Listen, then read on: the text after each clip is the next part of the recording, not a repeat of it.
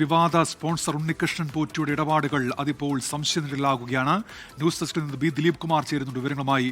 ദിലീപ് കുമാർ, ഈ ശബരിമലയിൽ ഇത്തരത്തിലൊരു സ്വാധീന ശക്തിയായി ഈ ഉണ്ണികൃഷ്ണൻ പോറ്റി എങ്ങനെ വളർന്നു എന്നത് പ്രധാനപ്പെട്ട ചോദ്യമല്ലേ? ഇപ്പോൾ ഉണ്ണികൃഷ്ണൻ പോറ്റി സംശയനിഴലിലാകുമ്പോൾ ഈ ദേവസ്വം ബോർഡ് ഇതുമായി ബന്ധപ്പെട്ട് ഏതെങ്കിലും തരത്തിൽ അതിന് സഹായം ചെയ്തിട്ടുണ്ടോ, അല്ലെങ്കിൽ അവിടെ ആരുടെങ്കിലും സഹായം കിട്ടിയിട്ടോ? അങ്ങനെ നിരവധി ചോദ്യങ്ങൾ കൂടി വരികയല്ലേ ദിലീപ് കുമാർ ഇപ്പോൾ?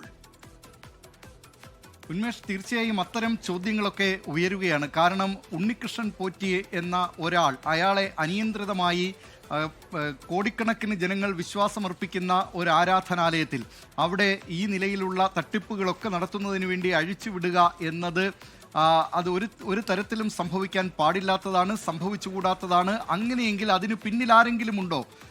ഒരുപക്ഷെ ദേവസ്വം ബോർഡിൻ്റെ ഈ നിലയിലുള്ള ഈ എല്ലാ കാര്യത്തിലും ഉണ്ണികൃഷ്ണൻ പോറ്റിക്ക് വേണ്ട സഹായം ചെയ്തു കൊടുക്കുക, ഈ അവിടുത്തെ ഈ ദ്വാരപാലക അതിൽ സ്വർണ്ണപ്പാളികൾ അത് മാറ്റണം എന്നാവശ്യപ്പെട്ടപ്പോൾ തന്നെ ദേവസ്വം ബോർഡ് അതിനുള്ള സൗകര്യങ്ങൾ ചെയ്തു കൊടുക്കുക, അങ്ങനെ ഈ നിലയിൽ ഉണ്ണികൃഷ്ണൻ പോറ്റിയുടെ താല്പര്യങ്ങൾക്കനുസരിച്ച് ശബരിമലയെ മാറ്റുന്നതിന് വേണ്ടിയിട്ടുള്ള, അല്ലെങ്കിൽ അയാളുടെ തട്ടിപ്പുകൾ നടത്തുന്നതിന് വേണ്ടിയിട്ടുള്ള അതിനുവേണ്ടി ഒത്താശ ചെയ്തു കൊടുത്തവരാര്, ഈ വഴിവിട്ട നീക്കങ്ങൾക്കൊക്കെ സഹായം ചെയ്തു കൊടുത്തവരാര് എന്നത് ഏതായാലും കണ്ടെത്തണം. കാരണം ഉണ്ണികൃഷ്ണൻ പോറ്റിക്ക് ഉണ്ണികൃഷ്ണൻ പോറ്റി ഒരു ആഗ്രഹം പ്രകടിപ്പിക്കുക, അയാൾ മനസ്സിൽ കണക്ക് കൂട്ടിക്കൊണ്ട് ചില തട്ടിപ്പുകൾ നടത്തുന്നതിനൊക്കെ ചില കാര്യങ്ങൾ അത് ആവശ്യപ്പെടുക, അതിന് ദേവസ്വം ബോർഡ് വഴങ്ങുക എന്നത് കേട്ടുകേൾവിയില്ലാത്ത കാര്യങ്ങളാണ്.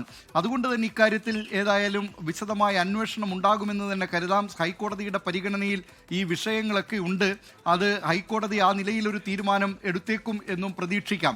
പക്ഷേ ഈ ഉണ്ണികൃഷ്ണൻ പോറ്റി നടത്തിയിട്ടുള്ള ഈ തട്ടിപ്പുകൾ നോക്കൂ, എത്ര വലിയ ഗുരുതരമായ തട്ടിപ്പുകൾക്കാണ് ഈ ശബരിമല അവിടുത്തെ ദേവസ്വം ബോർഡും അവിടുത്തെ ഉദ്യോഗസ്ഥരും ജീവനക്കാരും ഒക്കെ ഇതിന് വഴങ്ങിക്കൊടുത്തിട്ടുള്ളത് എന്നത് നമുക്ക് പകൽ പോലെ വ്യക്തമായി വരികയാണിപ്പോൾ. ഈ ശബരിമലയിലെ ദ്വാരപാലകന്മാരുടെ ശില്പം, അതിൽ സ്വർണം പൂശുന്നത് സംബന്ധിച്ച് പോലും ആ ശില്പം അവിടുന്ന് കൊണ്ടുപോകുന്നത് ജൂലൈ മാസം 19-ാം തീയതിയാണ്. പക്ഷേ അത് ചെന്നൈയിൽ അമ്പത്തൂരിലുള്ള ഈ സ്മാർട്ട് ക്രിയേഷൻസ് എന്ന ഈ സ്വർണം പൂശുന്ന സ്ഥാപനത്തിലേക്ക് എത്തുന്നത് ഓഗസ്റ്റ് മാസം 29-ാം തീയതിയാണ്. ജൂലൈ 19 മുതൽ ഓഗസ്റ്റ് മാസം 29-ാം തീയതി വരെ നീണ്ട ഒരു ചെന്നൈ യാത്ര വേണ്ടി വന്നു ഈ ദ്വാരപാലക ശില്പം അത് സ്വർണം പൂശുന്നതിന് വേണ്ടി. 30-ാം തീയതി അവിടെ സ്വർണം പൂശുന്നു.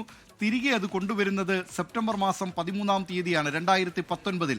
അങ്ങനെ ഈ ഒരു ദീർഘമായ കാലയളവിൽ അതിനിടയിൽ ഏതെങ്കിലുമൊക്കെ സ്ഥലത്ത് എത്രയോ സ്ഥലങ്ങളിലൊക്കെ ഈ ദ്വാരപാലക ശില്പം അത് പ്രദർശിപ്പിച്ചുകൊണ്ട് ഇയാൾ ഭക്തരുടെ വിശ്വാസമാർജിച്ചുകൊണ്ട് അവരിൽ നിന്ന് കോടിക്കണക്കിന് രൂപ സമ്പാദിച്ചിട്ടുണ്ടാകാം എന്നത് ഇപ്പോൾ പുറത്തു വന്നിട്ടുള്ളത് നടൻ ജയറാമിൻ്റെയും വീരമണി രാജുവിൻ്റെയും ഒക്കെ സാന്നിധ്യത്തിൽ നടത്തുന്ന അവിടുത്തെ കവാടത്തിൻ്റെ ഒരു പൂജയാണ്.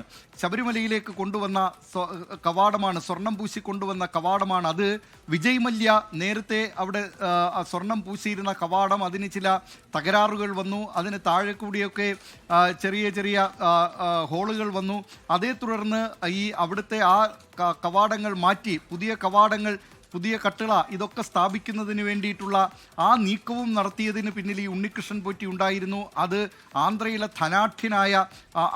സമ്പന്നനായ ഒരു വ്യവസായിയെ കൊണ്ടാണ് ഈ കട്ടിളകൾ നിർമ്മിച്ച് അദ്ദേഹം അത് സ്പോൺസർ ചെയ്തതാണ്. സ്പോൺസർ ചെയ്യുക എന്നതല്ല, യഥാർത്ഥത്തിൽ ശബരിമലയിൽ അയ്യപ്പനെ സമർപ്പിക്കുക എന്ന നിലയിലാണ് ആ ആന്ധ്രക്കാരൻ അത് കൈമാറിയത്. പക്ഷേ ഈ ഉണ്ണികൃഷ്ണൻ പോറ്റി അത് നേരെ ചെന്നൈയിലെത്തിച്ച് സ്വർണം പൂശുന്നു. അത് സ്വർണം പൂശുന്നതിനുള്ള ചിലവൊക്കെ ഏതായാലും ഈ ആന്ധ്രയിലെ സമ്പന്നനായ വ്യവസായി തന്നെയായിരിക്കും എടുത്തിട്ടുള്ളത്.